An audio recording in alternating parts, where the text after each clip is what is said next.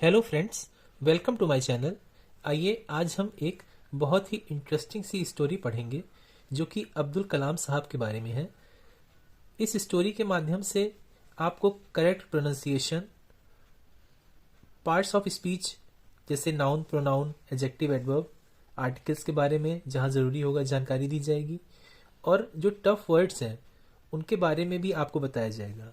आप इन tough words को अगर एक कॉपी में नोट कर लेंगे तो अच्छा रहेगा। आइए इस स्टोरी को शुरू करते हैं। The missile man of India. The missile man of India, ये इस स्टोरी का टाइटल है। तो missile man of India, missile का मतलब क्या होता है? मिसाइल को तो वैसे आम बोलचाल की भाषा में मिसाइल ही कहते हैं, लेकिन इसकी एग्जैक्ट हिंदी अगर आप जानना चाहेंगे तो इसको प्रक्षेपास्त्र भी कहते हैं। ठीक है, तो missile man of India, missile मानो भारत के। तो मिसाइल मैन ऑफ इंडिया कौन थे? वो थे अब्दुल कलाम साहब, डॉक्टर APJ अब्दुल कलाम, जो कि पैदा कब हुए थे? 15/10/1931 को ये पैदा हुए थे और 27/7/2015 को इनकी मृत्यु हुई थी। चलिए स्टोरी पढ़ना शुरू करते हैं। अबुल पाकिर जैनुलब्दीन अब्दुल कलाम, ये इनका पूरा नाम था, जिसे APJ अब्दुल कलाम ज़्यादातर हम लोग इसी नाम से जानते हैं। तो पूरा नाम क्या था? Abul Pakir Jainulabdeen Abdul Kalam, comma usually known as doctor APJ Abdul Kalam, जो कि सामान्यतः जाने, यूजुअली मतलब सामान्यतः जिनको हम जानते हैं, known as doctor APJ Abdul Kalam. अब वो क्या थे? Was the 11th president of India, वह क्या थे? भारत के 11वें राष्ट्रपति थे। कब से कब तक थे? फ्रॉम 2002 टू 2007, 2002 से 2007 तक, full stop. APJ Abdul Kalam was born on 15th October 1931। APJ Abdul Kalam का जन्म 15 अक्टूबर 1931 को कहाँ पे हुआ था? एट रामेश्वरम इन तमिलनाडु, तमिलनाडु के रामेश्वरम नामक जगह पे हुआ था, full stop. Although he was born in a poor family, comma हालांकि, या यद्यपि, हिंदी में यद्यपि, उर्दू में कह सकते हैं हालांकि। He was born in a poor family, उनका जन्म हुआ था एक गरीब परिवार में, comma he was an exceptionally brilliant child, वह कैसे थे? ही वॉज एन, वह असाधारण, एक्सेप्शनली मतलब असाधारण रूप से प्रतिभाशाली थे। ब्रिलियंट का मतलब प्रतिभाशाली थे, चाइल्ड प्रतिभाशाली बच्चे थे, मतलब बालक थे। अब देखिए यहाँ पे क्या है, ये ब्रिलियंट का मतलब क्या हो गया? प्रतिभाशाली। अब चाइल्ड, चाइल्ड ये कैसे थे? तो ब्रिलियंट थे, तो ब्रिलियंट यहाँ पे एडजेक्टिव हो गया। और असाधारण, एक्सेप्शनली, असाधारण रूप से, तो एक्सेप्शन, ब्रिलियंट तो थे लेकिन असाधारण रूप से थे, तो LY भी लगा हुआ है, तो ये एडवर्ब हो गया। 99% LY एडवर्ब होता है, 1% एडजेक्टिव होता है, वो आगे किसी वीडियो में आपको बताया जाएगा, full stop. His father Jainulabdeen was a boat owner who ferried Hindu pilgrims at the Rameswaram temple in Tamil Nadu. उनके पिताजी, जिनका नाम क्या था? जैनुलब्दीन, वो क्या थे? बोट ओनर थे, एक नौका के मालिक थे। हु फेरीड, देखिए फेरी माने भी छोटी नौका होता है, यहाँ पे फेरी का वर्ब रूप दिया गया है, वर्ब फॉर्म दिया गया है पास्ट टेंस में, ईडी लगा के पास्ट। हु फेरीड मतलब वह नौका से ले जाते थे हिंदू पिलग्रिम्स। पिलग्रिम्स मतलब क्या होता है? तीर्थ यात्री। ठीक है, जो हिंदू तीर्थ यात्रियों को कहाँ ले जाते थे? एट रामेश्वरम टेम्पल, वह रामेश्वरम टेम्पल जो तमिलनाडु में है, वहां पे उनको नौका से फेरीड मतलब ले जाया करते थे पिलग्रिम्स को। ठीक है, his father was also an imam at the local mosque and his mother Ashiamma was a housewife. His father, उसके पिताजी, was also an imam at the local mosque, मतलब कि स्थानीय जो वहाँ पे मस्जिद थी, लोकल मतलब स्थानीय, उसमें वह इमाम भी थे, ऑल्सो मतलब भी थे। And his mother Ashiamma was a housewife, और उनकी माता जी जो थी वह गृहिणी थी, full stop. He started working at a young age, उन्होंने छोटी अवस्था में ही काम करना शुरू कर दिया था। ठीक है, full stop. He sold tamarind seeds and newspapers to support his family. वह बेचते थे क्या? टैमरिंड सीड्स, इमली के बीज, एंड न्यूज़पेपर्स और अखबार, टू सपोर्ट हिज फैमिली, अपने परिवार को सपोर्ट करने के लिए, सहायता देने के लिए। Full stop. Para change. After completing his schooling at the Rameswaram elementary school, अपनी स्कूलिंग मतलब अपनी जो शुरू के जो उनका जो पढ़ाई थी खत्म करने के बाद कहाँ पे खत्म किया उन्होंने? रामेश्वरम एलिमेंट्री स्कूल, जो रामेश्वरम प्राथमिक विद्यालय था वहाँ पे ख़त्म करने के बाद, अपनी प्रारंभिक शिक्षा ख़त्म करने के बाद, Kalam went to attend Saint Joseph college in Tiruchirappalli. इसका प्रोनाउंसिएशन देख लीजिएगा फ्रेंड्स। तो एलिमेंट्री स्कूल मतलब प्राथमिक शिक्षा उन्होंने ख़त्म करने के बाद शुरुआती शिक्षा, तो कलाम कहाँ चले गए? कलाम गए क्या करने के लिए? Attend Saint Joseph college in Tiruchirappalli. Tiruchirappalli में सेंट जोसेफ कॉलेज उन्होंने अटेंड किया, मतलब उसमें दाखिला ले लिया। ठीक है, full stop. The college was affiliated to the university of Madras. जो कॉलेज था वह मद्रास विश्वविद्यालय से संबद्ध था। अफिलिएटेड मतलब संबद्ध था, मतलब मान्यता प्राप्त उसको कहाँ से थी? तो मद्रास विश्वविद्यालय से। From where he graduated in physics. वहां से उन्होंने क्या किया? 1954 ईस्वी में स्नातक की उपाधि किसमें प्राप्त कर ली? फिजिक्स में, मतलब भौतिक शास्त्र में स्नातक की उपाधि प्राप्त की। Full stop. He specialised in aero engineering from Madras Institute of Technology, जिसका शॉर्ट फॉर्म होगा MIT। तो ही स्पेशलाइज्ड मतलब उन्होंने विशेषज्ञता प्राप्त कर ली इन एरियो इंजीनियरिंग। देखिए, इंजीनियर माने अभियंता होता है, इंजीनियरिंग मतलब हो गया अभियांत्रिकी, और एरियो जो है वो अंतरिक्ष से संबंधित होता है, जैसे स्पेस भी अंतरिक्ष कहा जाता है।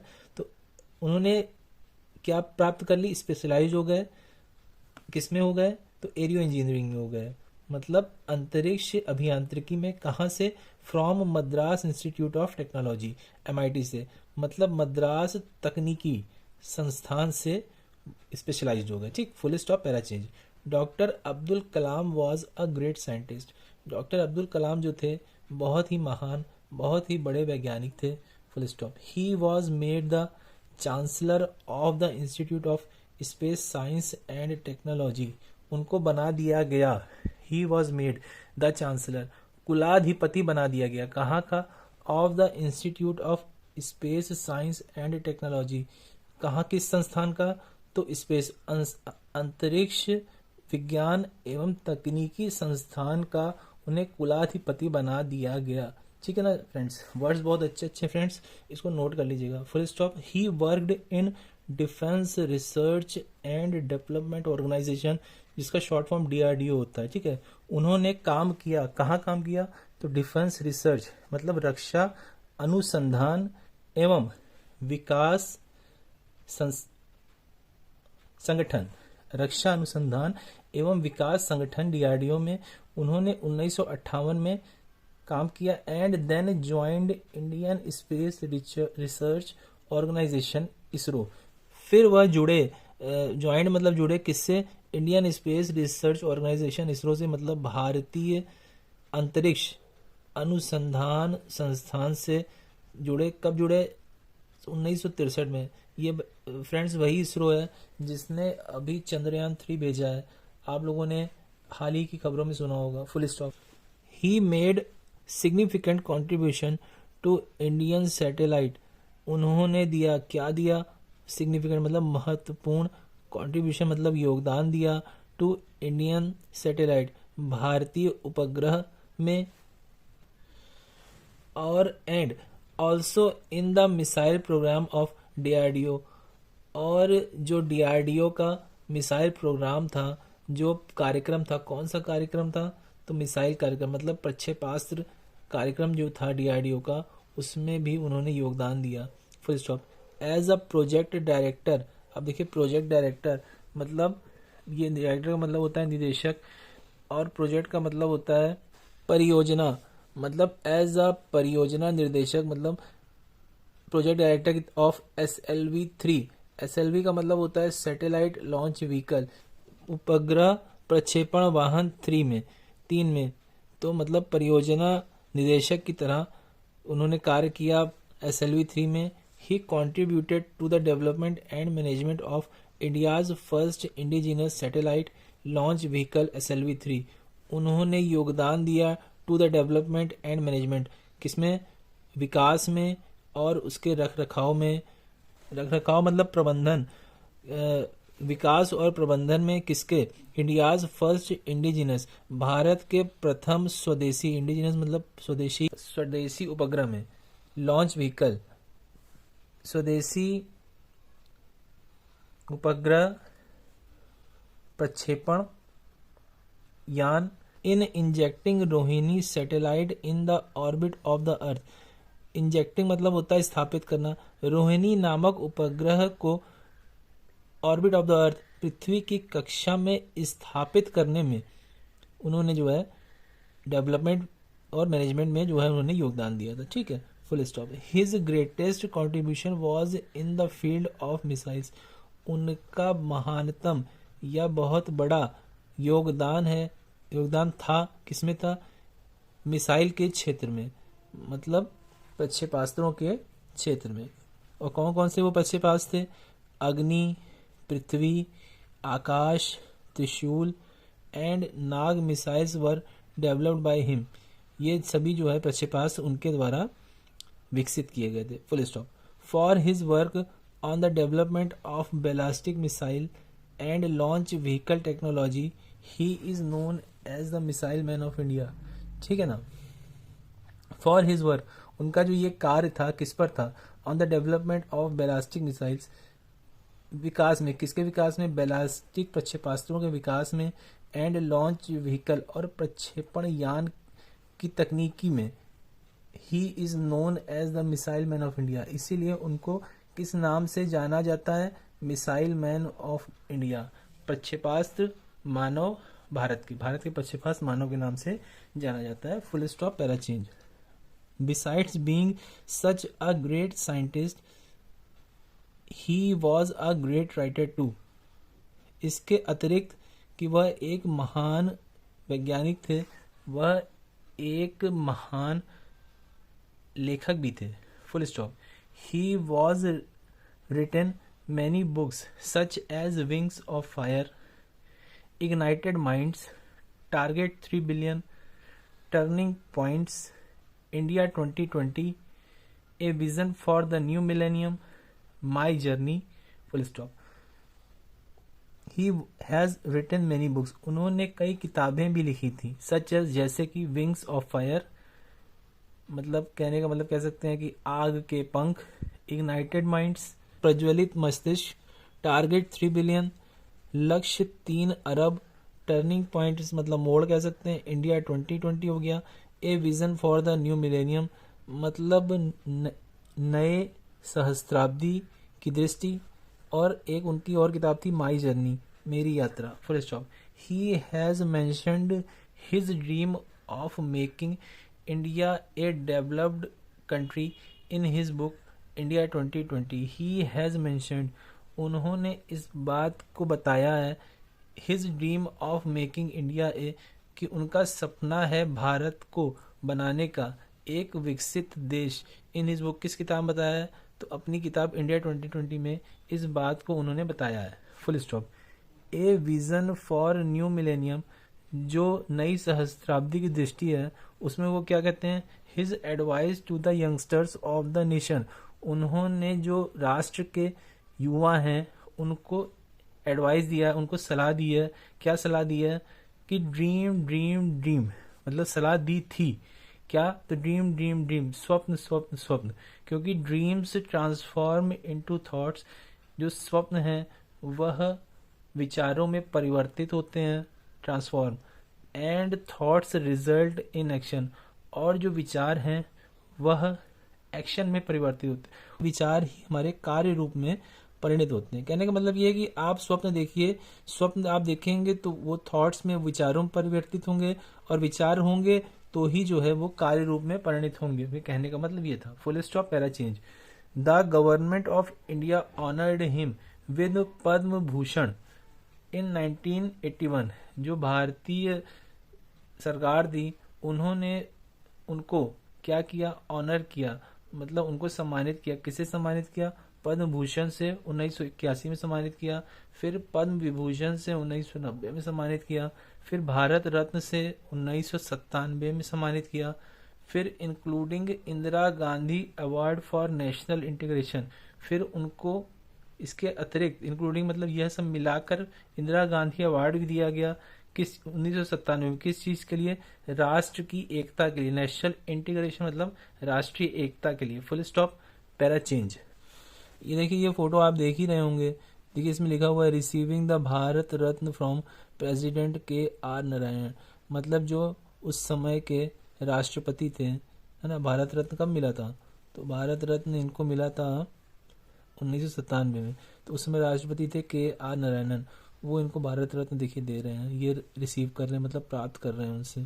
ठीक है, अगला पैरा देखते हैं। Doctor Kalam passed away on, passed away का मतलब होता है स्वर्ग सिधार गए, ठीक है ना, उनकी मृत्यु हो गई। तो डॉक्टर कलाम पास्ड अवे, डॉक्टर कलाम की मृत्यु हो गई। कब हो गई? ऑन 27 जुलाई 2015, 27 जुलाई 2015 को, while delivering a lecture at the Indian institute of management IIM, जब वह एक लेक्चर दे रहे थे। कहाँ पे दे रहे थे?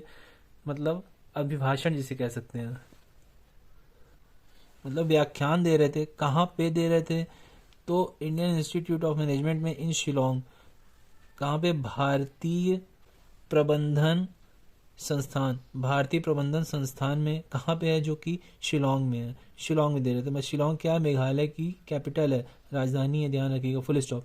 The whole world was shocked and saddened by the sudden and untimely death of the simple humble yet one of the greatest man of our times. The whole world was shocked, पूरा विश्व, shocked मतलब हैरान था, हतप्रभ था, बहुचक्का था, and saddened और दुख में एकदम विलीन था, दुखमय था, bye the sudden and untimely death of the, मतलब अचानक और अकाल, बिना समय की मृत्यु किसकी? ऑफ द सिंपल, साधारण, और हम्बल, बहुत ही शालीन, फिर भी, येट मतलब फिर भी, one of the greatest man of our times, मतलब one of the greatest man. अब यहाँ मैन क्यों आया? मतलब कई लोग हैं ऐसे, उनमें से एक ये थे। कई ग्रेटेस्ट मैन, कई महान लोगों में से एक ऐसे थे अपने हमारे समय के, उनकी मृत्यु से ये सब बहुत ही ज़्यादा हैरान थे और दुखी थे। Full stop. लास्ट में देखिए क्या लिखा है, if you want to shine like a sun first burn like a sun, कि अगर आप सूर्य की तरह चमकना चाहते हैं, एक सूर्य की तरह चमकना चाहते हैं, फर्स्ट बर्न लाइक अ सन, तो पहले उसकी तरह जलना सीखिए, उसकी तरह जलिए। ठीक है फ्रेंड्स। तो फ्रेंड्स, ये हमारी आज की स्टोरी थी, बहुत ही इंटरेस्टिंग स्टोरी थी, बहुत ही ज़्यादा हमें शिक्षा देने वाली स्टोरी थी। और अगर ये स्टोरी आपको अच्छी लगी हो फ्रेंड्स, तो प्लीज़ लाइक, शेयर और सब्सक्राइब करें, और ऐसी ही और स्टोरीज़ के लिए तैयार रहें फ्रेंड्स। धन्यवाद।